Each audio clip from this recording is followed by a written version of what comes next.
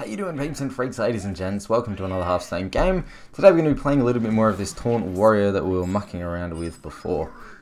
It's done really well for me so far. So we'll just keep the Fire Plumes Heart, obviously, get rid of the Ali Armorsmith, keep the Fiery Works, because that's a really good starting hand for this deck. The main thing I'm actually looking for, the first two cards, is Fire Plumes Heart and Fiery Works. Because after you kill something with the Fiery Works, you then play your Taunt. Usually, or hopefully on 3 mana, and that gets the Stonehill Defender or Tar Creeper. Usually, sometimes you might run into the Acolyte of Pain. Maybe you have the Hero Power, I don't know.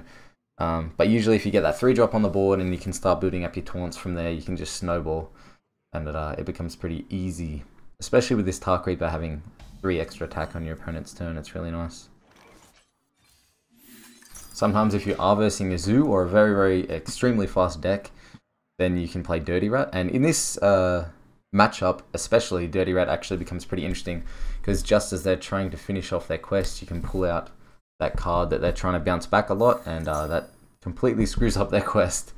If it's like a Wisp or something like that, obviously. Actually, I'm not 100% sure about that. I haven't tested it. It says you have to play 4 minions. Which does mean that if it comes out of your hand from something else, pinging it out, like with Dirty Rat or something, then it doesn't actually counter the quest, which is really good.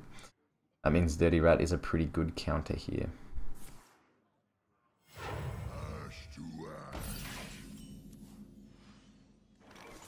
Do we want to hit that? What does he get? Add 2 1/1 elementals to your hand. So he automatically gets 2 of the same card if he has another one of these. If I do hit this, then he's inclined to play them both then, and then my Acolyte of Pain is obviously really good. Especially because this deck can't afford to run a lot of spells like Backstab and Eviscerate. Sometimes I just can't fit them in there. I'm going to just play the Taunt. I think start building up our hero power is good enough.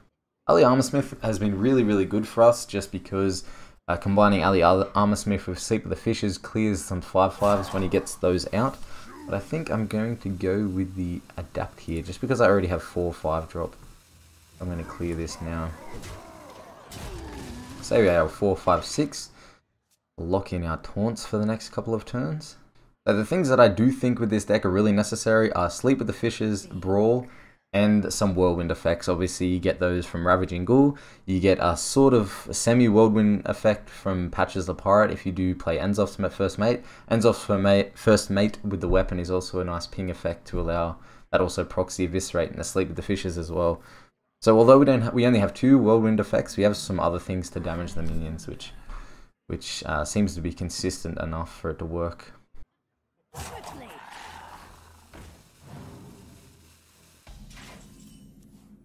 Okay, that's not what we want to do.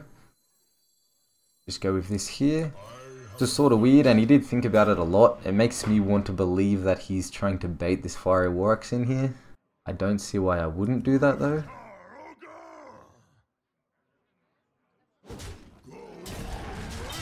I think this is fine. Maybe he just had a hard turn because he didn't want to play anything. If he does want to drop down a huge Van Cleave in the next couple of turns, because some of these decks are running that, then I just got the Eviscerate to cover myself for that one. So we'll see here. Drink with me, friend. Okay. So he's going to be rushing out his 5/5s pretty quickly here.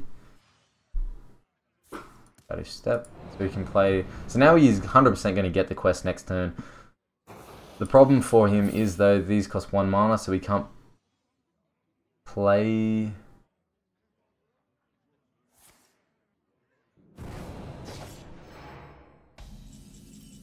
Interesting.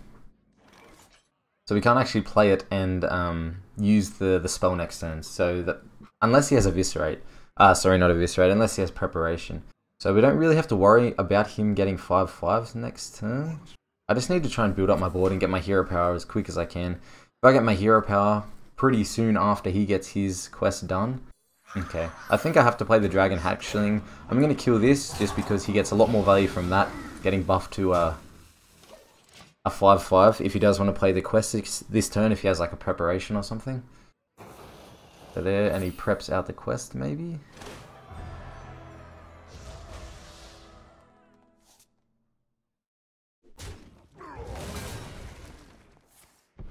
yeah, here's the quest. So that's why I cleared the 1-2, but purely because of prep quest.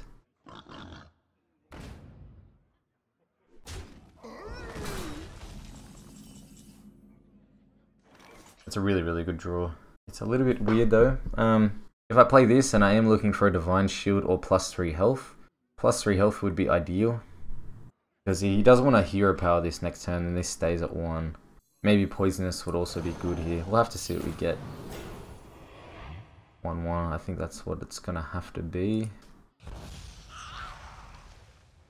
We have to go face here. Can't afford to eviscerate there because then we're playing Tar Creeper. This hits directly into Tar Creeper. I mean, there, yeah, then we could trade here, of course, but I think we can get a better eviscerate off. Not eviscerate, execute, sorry. That's sort of weird because he has to run one of these in anyway. The eviscerate. Gonna run that one in. Makes sense. Runs that in. Runs both of them in. He doesn't want to take any damage. That seems wrong. Now I play my Ali Armorsmith execute and I trade for the board. Yeah, he realized that was pretty bad. We'll kill the Murloc in case he has some Murloc synergy.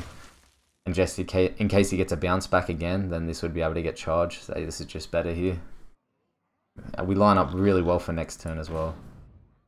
So yeah, he really misplayed last turn. I'm not sure what he was doing. Why he didn't want to take the extra damage there was a little bit weird.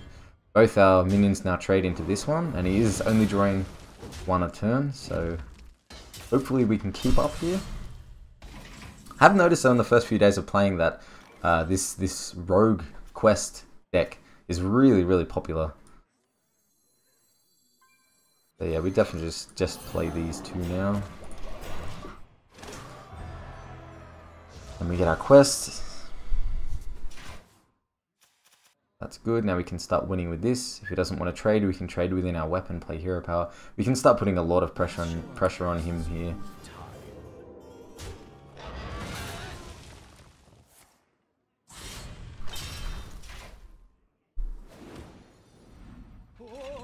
Okay. So it's really important to get our hero power out this turn. The question is, do I want to keep this at higher health? Play Ravaging Ghoul, hero power, Ravaging Ghoul, Sulfurous, hit this in, and then we have a better chance of our hero power hitting that, or do we want to run this in first? I think it's better to play Ravaging Ghoul than this. Just because if he has to run this in here, it's really, really good for us. Because the ideal scenario for him is he just lets this sit here and he doesn't have to worry. I think this is just better. If we're doing that, that's 6, 7, 8, so we can't actually afford to use our armor up hero power anymore, but I think this is fine. Yeah, I think we really have to get our hero power out. Next turn we hero power Tar Lord.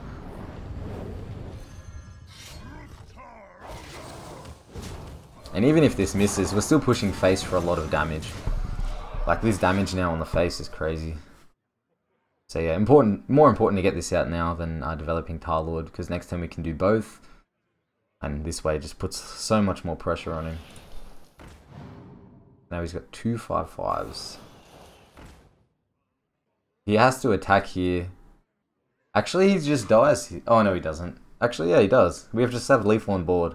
I don't know why I missed that before. I'm thinking in my head, yeah, we got to go for the 25% chance, but he can't actually get through this 6-8 taunt. We just win here. Just do that for good luck. Okay. So there you go, guys. The same matchup again. A little bit of a different game. But yeah, as you can see, this deck with the taunts actually works out really well. The weird thing is, though, a lot of the times in the mid game, you feel like you fall behind because the taunts aren't generating enough value. But then they put more pressure on you and they run out of steam. Like they either have no cards or their cards are just useless in the hand, like combo cards. And then at that point, you get your hero power out. And then you don't really need any card draw or anything like that. It's just you hero power every turn and it's just a crazy amount of damage and a crazy amount of pressure. So yeah, hope you enjoyed the game. If you want to see more content like this, please subscribe. It'll help me out a lot. And yeah, enjoy your day.